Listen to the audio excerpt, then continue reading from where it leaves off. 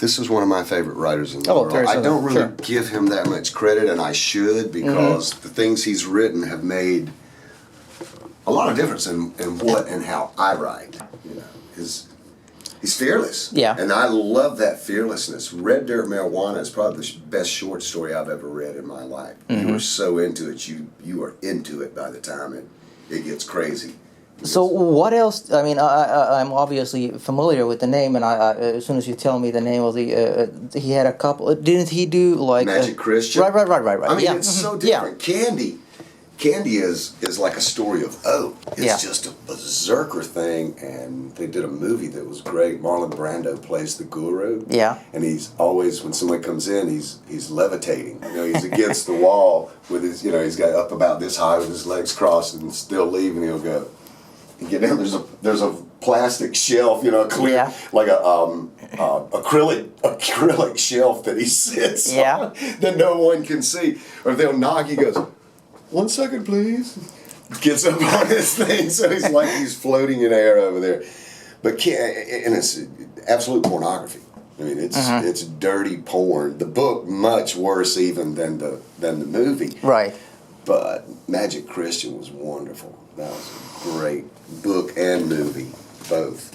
This is just some other stuff he threw. Oh, you probably know. I don't know. I have no idea where he. Oh, I loaned him that. That's where these came from.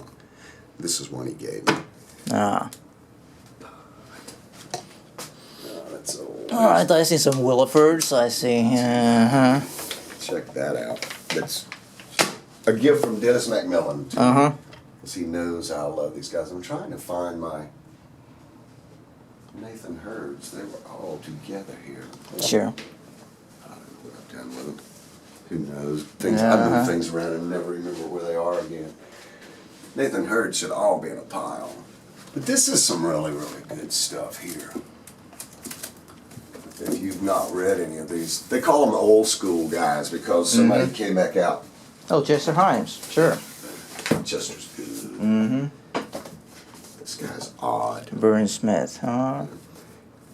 Robert Dean Farr is great for it. SRO and Clarence Cooper's incredible. Shit.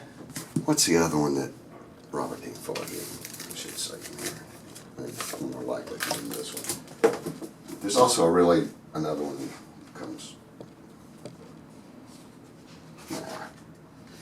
Oh, this is Clarence Cooper, duh. I thought I had another. I would follow this shit. And Dennis McMillan will sign books. Other people's books. Give a damn, Brown. I can't remember right now. There's another one of these that's incredible. Ah, here they are. Oh, the big stash. Yes. This is everything that he ever did.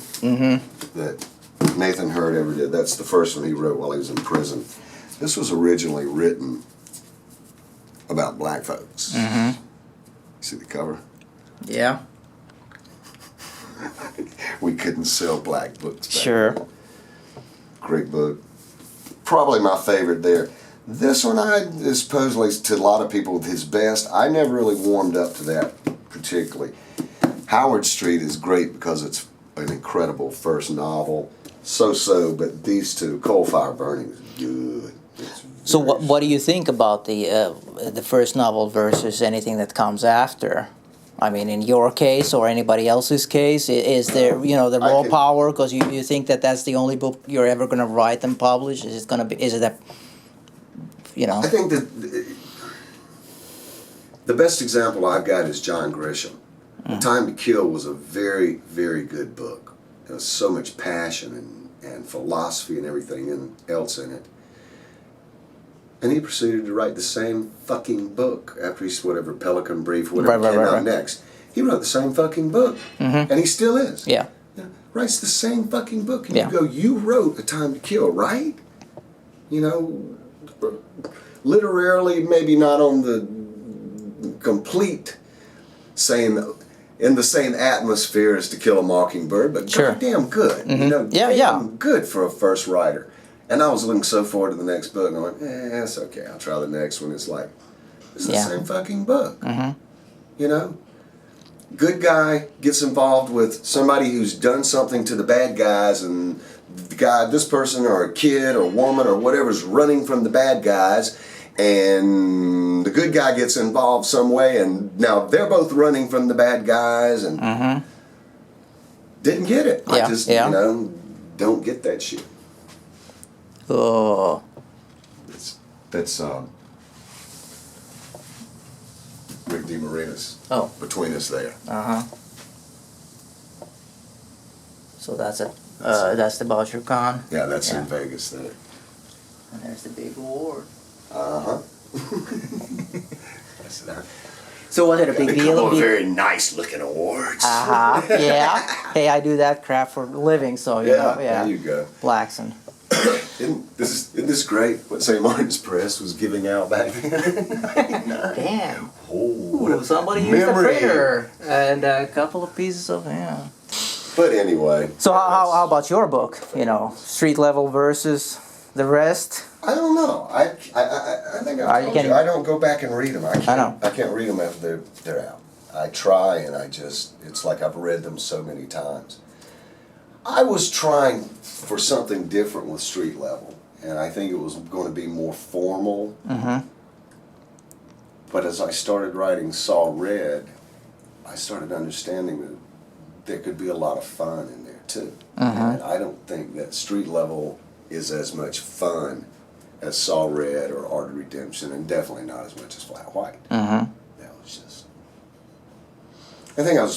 I think I took myself a little too seriously when I started, as I wigged out. I wrote Money Tree, which will be Pirate's Daughter, the last Slum thing, with another character, and there was the Florida State writing competition that I just stumbled across, or another writer said something about, and you could send in 2 chapters, and I won first place and first runner-up, but the people that ran it wrote me and said we would have given you first and second place, but that wouldn't have been fair. And so I think took myself probably at that point more seriously than I wanted. And it was trying to lean in the Chandler direction. Sure. I think that Sloan is much more like Marlowe in Street Level. Yeah. And he develops his own personality. By the time Saw Red came around, he had developed into, I think, a fairly unique. Yeah. And Jed Ayers gave me a great compliment the other day. He said, it's hard to take this old worn-out genre and do something new with it. Yeah. Well, to me, I mean, just comparing Street Level and Flat White, the first one, it's a solid, good pop song, rock song, and then Flat White, it's not free jazz, but it goes on different paths. And also, I won't read contemporary peers. Yeah. I don't want to copy anyone. I don't want to emulate anyone anymore. I know what I'm doing with Sloan, so I don't worry about that too much. But anyway, but anyway, this guy is great. These are. So how long have you been reading him? Is it like a new discovery, or is it like been probably the last? Let's see.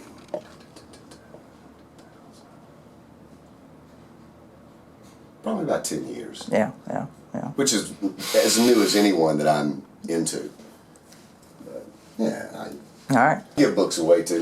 Sure. I keep the ones usually that I like or that are so bad I don't want them to go anywhere. Oh yeah. Pretty well. That's the only book I would ever say that I read that sucked. And that thing they do about Ryland Givens is the biggest piece of fucking shit on TV. That's missed the whole. Just completely missed who he was. And I thought that was kind of cheating on Leonard's part. To criticize a hero anyway, it's probably cheating on my part, but he was longing to go back and write those cowboy movies. Sure. And he compromised with himself and wrote a Elmore Leonard with Here Comes Valdez worked into it. Sure. Why do you write if you don't enjoy it? Yeah. And this is the one I was telling Catherine about. The one about the hippies. So do you like Michener? I've never read a single Michener. I liked him before I was writing, because it was something you can put on the bedside table and it stays there a while, because they're usually Yeah, I know. about 20,000 pages. I read. I don't read anything beyond 300 pages these days, if I can help it. Yeah, I really don't have the time anymore to do that. Yeah. But anyway, I did the stuff we get at Balshikons and all. I generally give that stuff away. You know, I just give them to whoever. If someone wants one, they can get them. Yeah.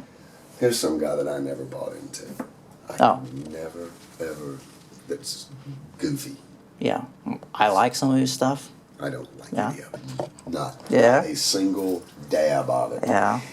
He's a lot better newspaper guy. Yeah. And that's one thing that's kind of sad. If you're a magazine guy or a newspaper guy, 2 paragraphs into your book, I know you are. I nail you. I can smell it on. So what's wrong with that? I don't know that there's anything wrong other than I discovered you that I can call you out for that. You know, so there's obviously something in it. And I've never really stopped and thought about that. Yeah. How I know or what they are doing that's different. But even Michael Connelly, as far away as he is from having been a news guy, I can still see it, pick it up in his. Yeah. It's very obvious to me, with those guys that they were newspaper guys. Which there's nothing wrong with it. I mean, it's a great place to start. You're learning some craft anyway, but anyway. Yeah. Yeah, and at one time I was totally into Lawrence Block. Sure. So what about James Lee Burke? I read one book that I loved, and anything else I've tried I couldn't get into. That's kind of the way I am. Aaron works with him some, so I can't talk badly about him. But I really have nothing bad to say other than I've scanned through a couple of his books. No. And does it matter? Because there's stuff I don't like. I'll tell you I don't like it. It's no big deal. It's a personal opinion. Yeah, you don't have to like everything. You get an opinion, but you don't have to like everything. Yeah. So I don't. And that's just. It seems like the same old thing, I think that's my problem with it, is there's nothing. You know this guy, don't you? From Dennis's stable? Yeah. Lono. Yeah. Whaley. Yeah. I like what Lano does a bunch. I wish somebody could do something. But then again, the Rick DeMarinis. Yeah. Wasn't he like a poet or something? Or isn't there like a poet? I don't know what else. Yeah, I may be completely. He was taught up at where in Montana, where they were University of Montana or whatever. He's good friends with Crumley in that crowd. But this is like Robert Ludlum's satirical comic kind of stuff. Yeah. That's extremely funny. And Rick, in his advanced age, 3 or 4 years ago, got picked up by a major New York publisher. I've not heard of his name since. So I don't know what good it's done him. But he was in the crowd of Dennis's. Yeah. So did you know Jesse Sublett? Yeah, I know Jesse. Yeah.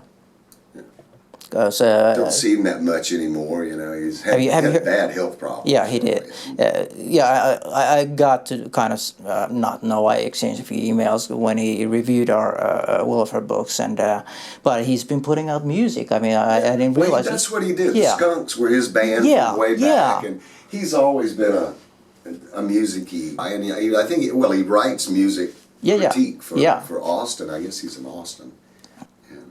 Yeah, Jesse's a good cat. Yeah. He's a good guy. I heard his latest EP he put it online for free, and I thought it was just awesome.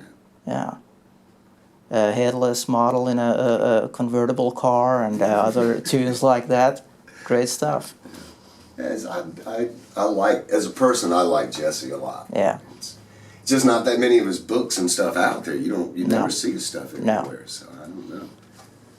But the same could be said about me too, I guess. But all right. I don't read that much strange stuff anyway. When I do read anymore, oddly enough, it's mostly research now. Yeah. It's one of the things I tell people. To me, the saddest thing is I've lost the joy of reading books. Mm-hmm. Is it back? I'm a critic. Yeah. I'm learning. I'm either a student or a teacher. Do you know the Florida joke about this guy? Which guy? Oh, You know what the no. most valuable, Yeah, I haven't read any of those. most valuable book in history probably would be? No. An unsigned Tim Dorsey. We kid Tim about that. Yeah. When Tim was first getting started, he was like a fucking shark. He never stopped moving. Yeah. He'd come through here. But he's with doing a pretty well, beat-up right? car. Yeah. Oh, they're trying to. I think he's trying to sell this Florida Roadkill stuff. Whatever, they got another name. Maybe it is Florida Roadkill. He's funny. He's Harry Crews with a sense of humor. Sure. You know, Mm-hmm. and I like Harry Crews in his own way. Harry Yeah. Crews writes some very Yeah. gaunt stuff, I guess you would call it. But Tim stuff is, he's somewhere between Hyacinth and Harry Crews, which is a Sure. really odd fucking place to find Yeah. yourself. But I understand what he's going for, and I dig it okay. So is there anything to this Florida writers thing? Because there's all, this kind of group of, Williford and Dorsey and Hyacinth and you and whoever, Les Standiford and... Not really, and Tom yeah. Corcoran's in that crowd too. Yeah. I used to see Tom here and there. I never see him anymore. Yeah. But not really. And Gene Ayers, E.C. Ayers, was also one of the St. Martin's thing. He was here for a while. I mean, he was in St. Pete. Actually, he's the one who urged me to send my book to St. Martin's. Yeah. For the thing. And I have no idea whatever happened to Gene. I never see him.